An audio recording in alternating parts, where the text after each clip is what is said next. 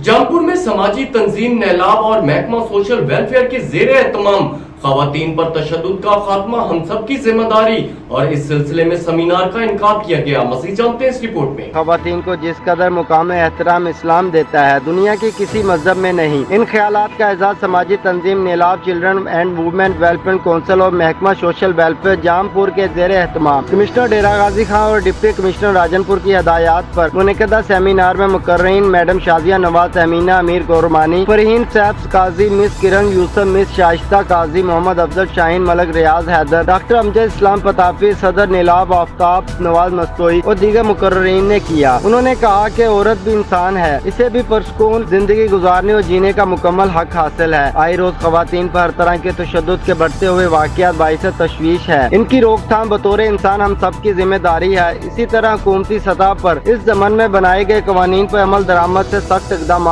की भी जरूरत है। सेमिनार में मुख्तलिफ महकमा जात, समाजी तंजीमों के नुमाइंदगान, वकला, सोशल वर्कर, सहाफ़ियों और खवातीन की कसीर तादाद ने शिरकत की।